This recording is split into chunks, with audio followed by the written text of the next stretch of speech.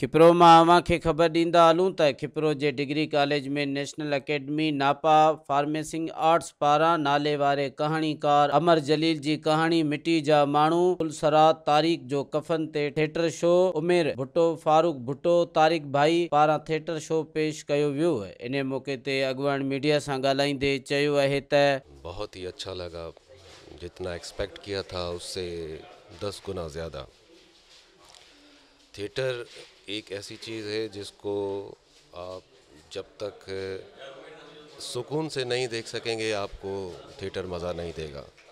और जैसे हम अपने बंद ऑडिटोरियम में ड्रामा करते हैं, जैसे अभी हमने SLF में किया और मुख्तलिफ़ शहरों में भी हम गए, वहाँ पे ऑडिटोरियम से वहाँ जब हम करते हैं तो हमें पता चलता है कि ऑडियंस देखने वाली है, थिएटर को समझने वाली है।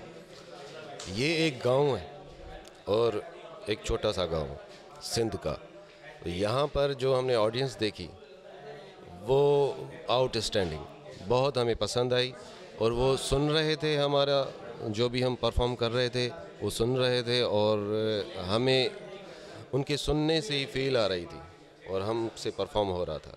तो ये मुझे एक बहुत अच्छी बात नज़र आई कि यहाँ पर बाशऊर लोग हैं, थिएटर देखना चाहते हैं, समझना चाहते हैं। और इन सब के जो है सत्य थिएटर अब ये पाण खिपर जी अवाम लाइ हिकिड़ी ख़ुशाइनी ॻाल्हि आहे जो इन क़िस्म जो एंटरटेनमेंट जो प्रोग्राम जेको आहे सो संगत असां सां राब्तो करे हिते ऑर्गेनाइज़ कयो। फ़ारूक भुट्टो उमेर भाई असांजा पुराणा दोस्त आहिनि जेके इलेक्ट्रिक मीडिया सां बि रिलेटेड आहिनि ऐं पंहिंजे खिपरो में ही पहिरियों दफ़ो ही हिन क़िस्म जो प्रोग्राम थियो आहे, खिपरो में थिएटर जो प्रोग्राम। ऐं हिन सां असांजे नौजवाननि में इस्लाह ईंदी ऐं असांजा नौजवान जेके इन फील्ड खे माना पंहिंजो करणु चाहिनि था उन्हनि लाइ बि हिकिड़ो सिखिया जो घर आहे। सो इहा नापा वारनि जी महिरबानी आहे जेको असांजे खिपरे जे शहर खे सिलेक्ट कयूं इहो प्रोग्राम करण जे लाइ। असां अञा विया न आहियूं, तयारी आहे। माना उहो सिंध जे मुख़्तलिफ़ ग्रुप्स खे मौक़ो मिलियो आहे इन प्रोग्राम जे तहत मुख़्तलिफ़ शहरनि में थिएटर करण जो। 21-22 शोज़ थी चुका आहिनि। असां सत्य थिएटर उहो नापा ऐं नापा जो प्रोग्राम आहे, आउटरीच प्रोग्राम। असां सत्य थिएटर जी 3 परफॉर्मेंस कई आहे ऐं असांजो इरादो आहे हिन खे सॼी सिंध में ट्रैवल कराइण जो।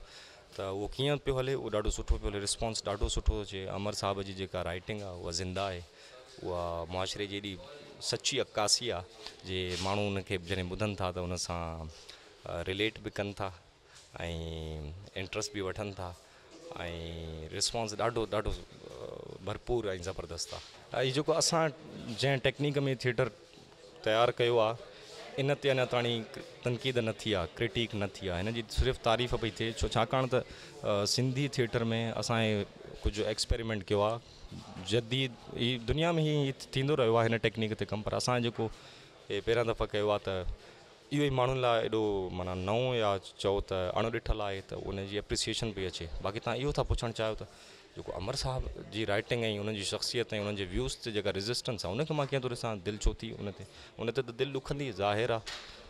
अमर साहब जेको इहो सॼो मसइलो बि थियो हुयो, कॉन्ट्रोवर्सी थी हुई, उन में बि जेका कहाणी हुई उनखे तोड़े मरोड़े उनजा कुझु हिसा कढी पेश कया विया हुआ। ॾाढी प्लॉटिड शइ हिकिड़ी हुई, उहा साफ़ ज़ाहिर आहे, सभिनी खे ख़बर आहे।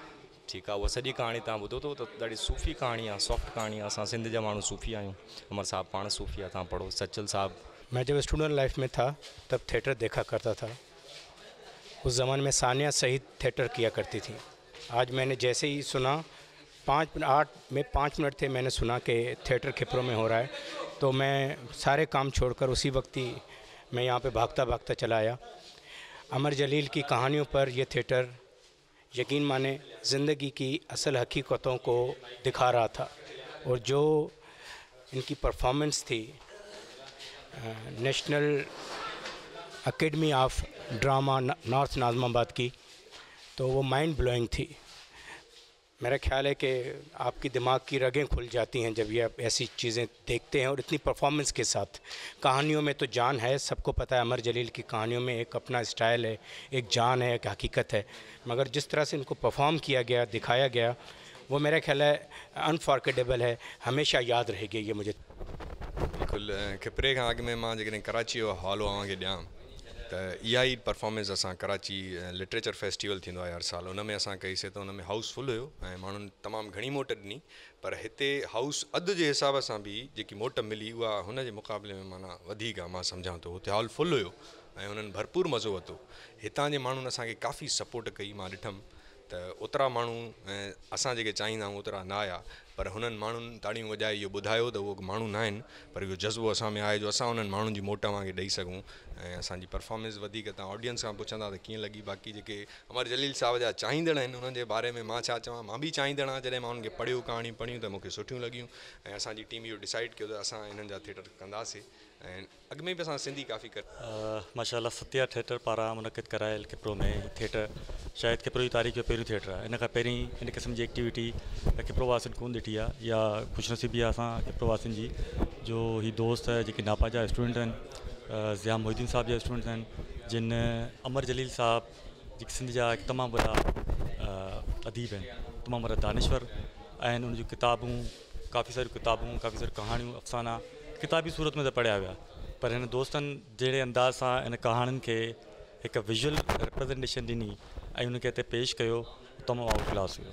तमामु वॾा मैसेजिस हुया हुन में आम पब्लिक लाइ ऐं तमामु घणो इंजॉय कयोसीं, तमामु घणो मज़ो आयो ऐं असां उमेद था कयूं त अॻिते बि इन क़िस्म जा जेके प्रोग्राम्स आहिनि उहे किप्रो में बि थींदा, त उन सां गॾु गॾु सिंध जे ॿियनि बि अहिड़नि जेके कुंड कच्छ में शहर आहिनि, जेके पाण खणी अचूं निगलेक्टेड जेके सिटीज़ आहिनि, जितां जी आवाम खे अहिड़े क़िस्म जूं एंटरटेनमेंट सहूलियतूं न आहिनि, उते इन क़िस्म जा प्रोग्राम थियनि त माण्हू जेको आहे सो तमामु घणो इंजॉय कंदा ऐं तमामु घणो जेको आहे हुन मां सिखंदा। अस्सलाम वालेकुम, दिस इज़ फरज़ाना बाहर। सूमरा वॉलपेपर दुकान कासमाबाद में खुली वियो आहे। ओहो ज़बरदस्त। अॼुकल्ह त हर माण्हू ई चाहे थो त असां पंहिंजे घर जूं दीवारियूं तमामु ख़ूबसूरत बणायूं, इन करे ई कासमाबाद में सूमरा वॉलपेपर दुकान खुली वियो आहे।